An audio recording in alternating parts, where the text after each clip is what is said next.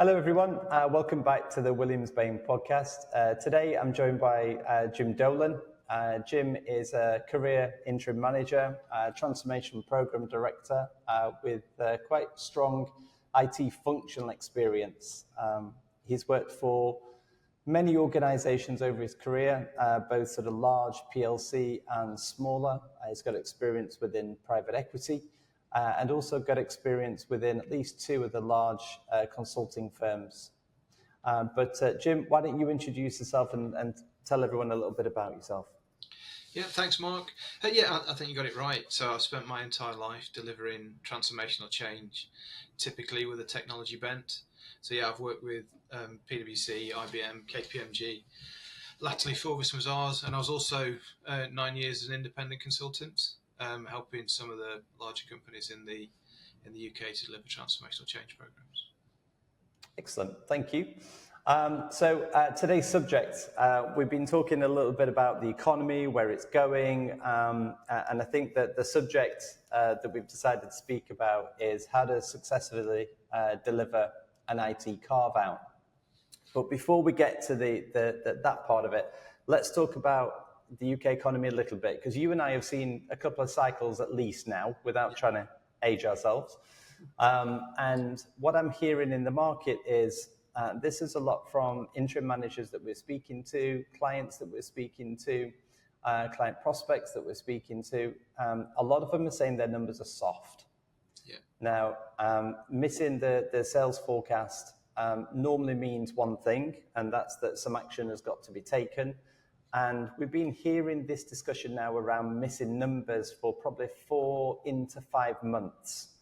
And from my experience, normally when we get to about 5 to 6 months, that's the point where the investors, the group businesses, the leadership, they all start to make decisions.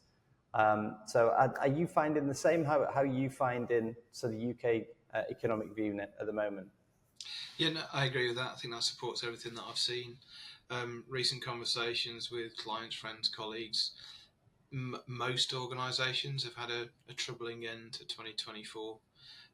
Some, in double-digit missing targets last year, and most, but particularly most organisations that either are PE owned or are an acquisitive, say, manufacturer, global company. At the back of their mind, they've always got on the list. So what's the trigger point when we start to pull something together and see if there's a deal out there? And from the limited conversations I've had since Christmas, you can see that there's some activity starting to mobilise there. Yeah, I'd mirror that. We're starting to see the same. I think just before the Christmas break, we're starting to see a bit more activity in that space, and we're starting to see it in the last week or so. Whereas I think probably in the last sort of 2-3 years before that, it's not been too buoyant. It's been chatted about. There's been some really big mergers, some really big acquisitions, but around the sort of PE space, around the sort of mid-cap type space, there's not been too many deals that's been happening. But now we started seeing a more increased appetite. And I think it's probably because people are either missing the numbers and need to bolster their business, or there's an opportunity for a sale or to carve out and to repackage the business, which hopefully leads us onto the key question, which is the carve out question. Now, over the years, we've helped businesses quite a lot with carve out. Normally, it's when either a new chief exec comes in, or there's a change in their strategy or a change in their parent company. And what they've got is a group of businesses, and several of them they're deeming non-core. And we can tell when something's non-core before it starts to be declared non-core. And that's things like freezing labour, procrastination on decisions that are quite big decisions. So lots of things sort of show us that, and we're seeing a bit more of this in the market. Now, as the client starts to think about carve-out, what type of things should they start to consider, or what have you seen in your experience? So, in the past, I've done quite a lot of pre-sale due diligence for people. And the main thing that's going right up to the top is tech debt, technology debt. So start to look at that organisation or that part of the business and just say, what is going to make it hard either to sell or to actually do that decoupling, and it's typically either homegrown systems that have gone untendered for some years. So going back to what you were just saying, the leading indicators are, those organizations or that part of the organization doesn't get an investment in systems. So that means that, key applications, will be at end of life. I mean, not so much hardware anymore because most people are using SaaS or in the cloud. But it's starting to think about that technical debt. It's then how can we safely transition? Because one of the key challenges around carving something out is, from a business risk, but also from a technology risk point of view, that's probably the pinnacle. So whatever we're going to do, how we're going to do that, and still maintain, the protection of our data, the protection of our systems, whilst we go through that transition. And then probably the next one is, okay, so what I need, what's the strategy going to be with the vendors in terms of, the outgoing vendors? Do I have any get out clauses? Am I going to get stung for additional licensing? It's whilst it shouldn't be front of mind, that can be quite expensive. And one of those in recent years being Microsoft, and being able to sort of take that Office 365 tenant, understand what's staying, what's going, and then starting into the very grungy activity of migrating all of that really important documentation, data, email, etc. Over to somebody else. Yeah, I think we've seen that as well. We've seen clients get sort of quite excited about the prospect of a carve out, and then come to the IT sort of due diligence part and just almost given up because it's too complicated. That normally shows in procrastination or something like that. Whereas, at first is all this energy about we're gonna do the carve out. We've got a potential buyer or potential couple of buyers, and then before you know it, it gets to the point where they're delaying, and then it becomes not worth it. And I've seen that sort of many times. How can a client make sure that they don't get down that track of getting excited about it and then realizing that it's far too complicated? A couple of, I think the key things are TSAs, and I think having that honest and obviously it can be very difficult in some of these situations, but have as honest a conversation as you can around what's a realistic time frame. How do you protect value in each organisation? Because I think when you have a sensible conversation, yes, it's never going to be the most exciting job in the world, but at least it becomes achievable. I think the challenge happens when they say, right, you've got 6 months to move, and in my experience, I've never seen anybody effectively, efficiently and sustainably move away in a time frame of less than 6 months. So I think having that conversation, involving your sort of key IT leaders in that, I think is key. Because there have been occasions when I've been involved in post-merger integration, and the first conversation that's had with either the outgoing or incoming infrastructure lead is literally, right, we've made the sale, now let's get on with it, and that's just too late. Yeah, I agree with that. And we were involved in a carve out. It must be about 3 or 4 years ago now, and it was quite a major carve out, quite sort of prominent. And the client decided not to go down the consultancy route, but to come down the interim management route for lots of different reasons.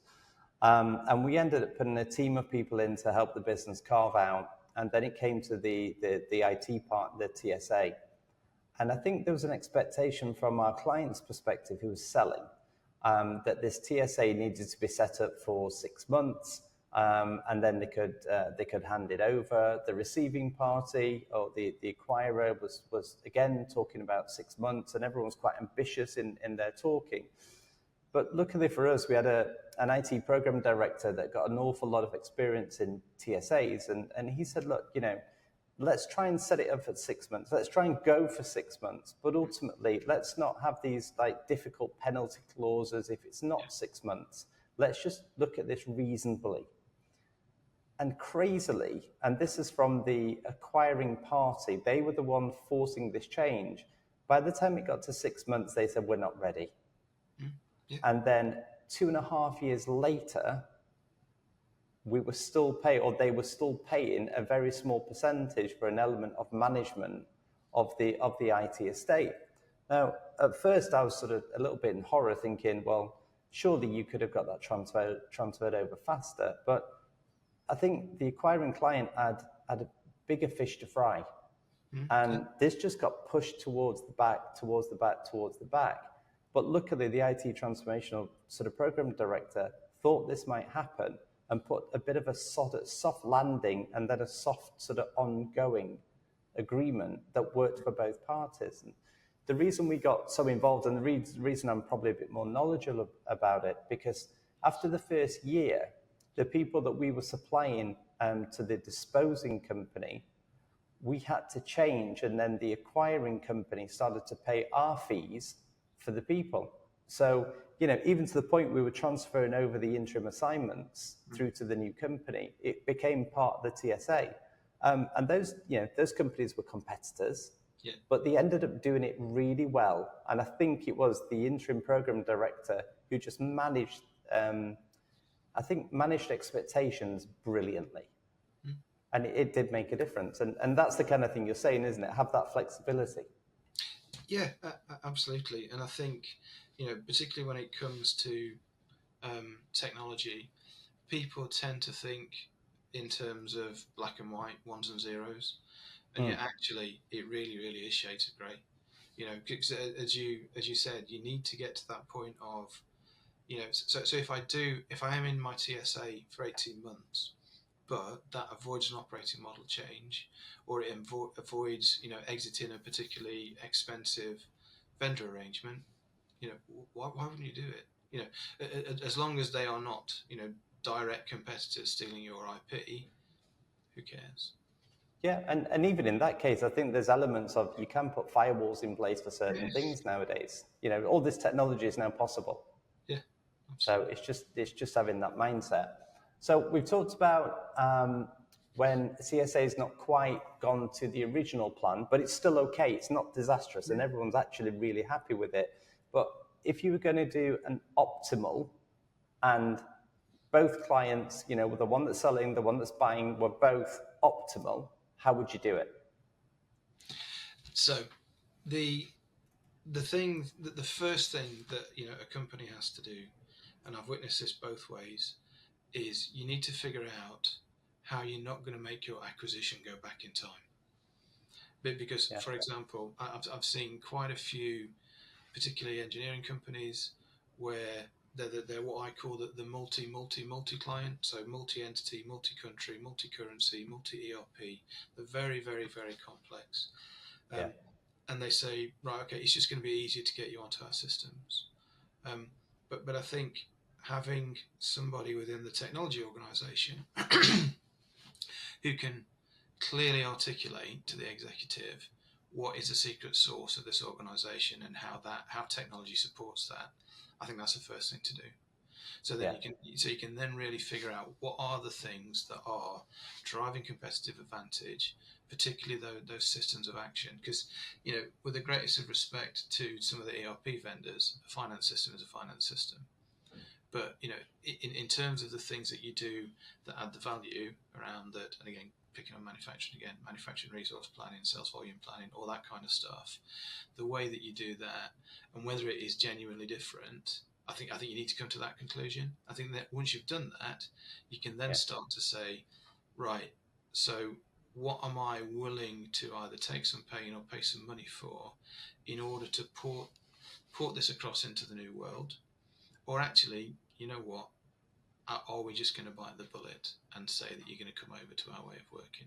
I think that is the most important thing that probably takes, certainly the most amount of time. And if you get that wrong from the outset, you're going to have a challenging transition. And then going back to what I was saying about shades of grey, I think you've then got to figure out how, in a modern post-ERP world, how do you live with a system of systems?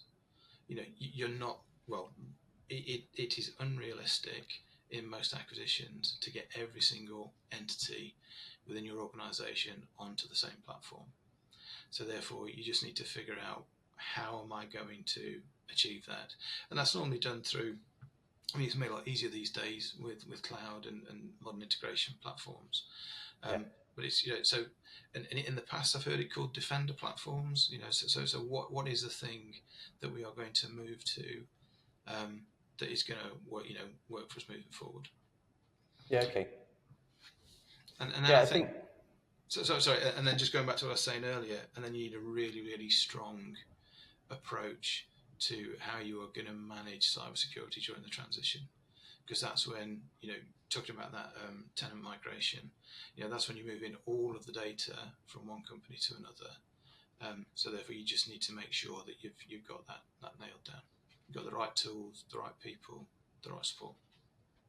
Yeah, when we see sort of successful carve outs and then into integration, there's normally a really good sort of program lead that's pulling all this together, taking into account all those types of factors.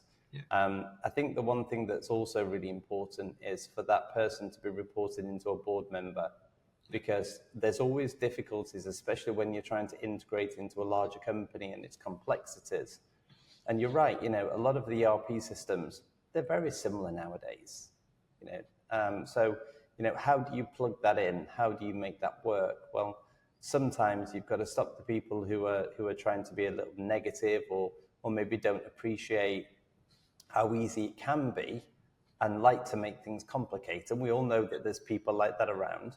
Yeah. At some stage, you need to push up into the sort of key stakeholder who's going to be the program sponsor and say, okay, I've done everything. We've ticked every box. Now I need you to mandate this crossover. And that's when you have to just go and push the button. And I've seen that a couple of times in the past, and it's worked well with a strong sponsor. No, I agree. So the last one I was involved with was very successful. We were four of us were actually nominated for an award for it. And I think the thing that made it successful is that the client had a dedicated program director. That program director, links straight into the CEO. Yeah. Because you have to be tuned into that level of decision making and that level of direction to make sure you get it right. Because the consequences of not are too high. Yeah, and again, we've seen a lot of examples of that, whereby we're speaking to clients, they've gone through a series of maybe 2 or 3 acquisitions. They've not done any kind of integration. Yeah. So yes, the whole system is all over the place. Yes, it probably needs a wide scope or enterprise-wide sort of ERP type to start using that as an enabler to pull it all together. But the other thing that happens, we've seen, is that when a business has been acquired, unless it's integrated fairly quickly operationally from an IT perspective, all those types of things, the people that are in the business that's been acquired don't feel like they're working for someone different. And what we find is a bit of a them and us type situation with culture.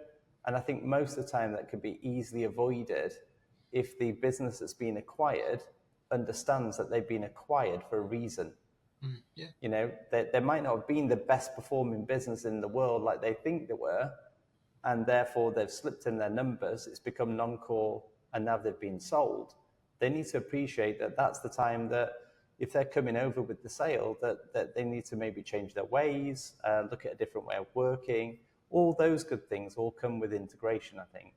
Yeah, no, I agree. And going back to what I was saying previously, you need to understand what that secret sauce is, and ensure that that's protected. So many years ago, I was working in a retail bank and we were acquired by another one for a particular reason. And then they just dogmatically imposed all of their policies, processes, systems onto that organisation, and the value is gone. And I've seen it in manufacturers, I've seen it in engineering firms. It's a real thing. And then, but how does that manifest? You then either have, to your point, you have people disengaging and quiet quitting, where basically the value goes anyway, Yeah. Or you then have 2 people applying for every job. You know, particularly when it comes to IT, because from an operations point of view, they normally live their own life and have their own sort of part of the business. When it comes to IT, it's like, okay, I'm an infrastructure manager, you've already got one. I'm a network manager, you've already got one. So it takes a strong, as you said, transformation lead to go through that process. And the most successful sort of carve-outs I've seen is, you know, that the sort of the less able people leave on both sides, and Yeah. then a newly integrated, newly formed team comes to bear, and they're much better. You know, the what is it? The sum of the two is greater than the whole. Yeah. Okay. Yeah, I understand. I think from a sort of how we've seen things unfold when it comes to delivery, and again, trying to identify that secret sauce. It is this individual who doesn't sit above or below the IT director. They work really closely with them, and they sit below the main board sponsor, who has to be main board and reporting directly into them. And it's almost like this sort of small team that starts to form, whereby you start to then deliver what's going to add the most value to the business. And I've seen that work really, really well many times. Is that your viewpoint as well? That's the best way to sort of set up this sort of structure. Yeah. So I think having that additional role alongside the IT lead is because, you know, in my mind, you know, most IT leaders have 4 things to do. They need to run the business, they need to protect the business, drive innovation, and deliver change. And the thing is, when you have, you know, an acquisition, that's sort of change on steroids, and yet you've still got to run the existing business plus the new business as well. So having that extra capacity is certainly one thing. But then I think it also brings a different dimension. I think there are conversations that can be had with someone who's slightly more independent, you know, up or down the chain. Because certainly in recent years, I've played a very effective role of, you know, being that Rosetta Stone between business and technology, and having honest conversations with the CEO in language that he understands, to convey quite difficult messages. Whereas, you know, if it were to be delivered by the IT director, given that they would be, you know, 1 or 2 levels down, you know, it wouldn't necessarily, you know, get the same audience. But then equally, you know, in that, you know, team scenario where you've got 2 teams coming together as one, whoever's in that lead role is going to have a difficult job. If you then have someone who's a sidekick, they can again bring that level of independence and go, well, hold on a second, you know, this is what everybody else is. You know, this is a good course of action. So you got someone who can be, you know, cheerleader for the IT lead, but also, you know, become trusted advisor for the CEO, transformation director. So it's saying you've then got that path to sort of manage upwards. I think that independent trusted advisor is a must, whether you're carving out, disposing, or whether you're buying and integrating. I think all the best M&A related activity we've seen has been with an independent trusted person coming in and supporting the business. So I mean, we see that all the time. Yeah, I mean, because I have delivered very difficult messages to senior stakeholders that the IT leads were either scared to or didn't feel they had the remit to. But if we hadn't had those messages and those conversations, those decisions, it would not have been a successful integration. Yeah, I'd second that. We see that a lot. I think in terms of the question, which was the original question that we were speaking about, which is how to successfully deliver an IT carve out, I think we've covered pretty much most of the points there. I think in terms of a summary, it's consider someone who's an independent, trusted person to come in and support. I think it's also find the secret sauce. And then make sure that everything's planned around that. And then I think also the thing that we covered is don't worry about the grey areas. It's okay if they're grey. It's okay if this lasts a little bit longer than what you said it would. It's okay. As long as things are kept safe and things are kept secure, everyone knows what they're doing, then there's no reason why this has to be done in under 6 months. It's not a trophy. It's about getting the most value out of it. Yeah, it's open heart surgery on your business. So you don't want to rush that, and you want to give plenty of time for recovery. Yeah. True. Jim, thank you. I think we've answered the question, and we've covered lots of points on that. And I think if anyone's considering a carve out or looking at integration, whether it's something that's imminent or something that's even happened a couple of years in the past and not quite been done to their satisfaction, there's always someone out there that can come and support them and come and give them the right advice and then action and do the delivery. So thank you very much for your time, sir. Much appreciated. Thank you very much. See you. Cheers. Thanks, Jim. Bye.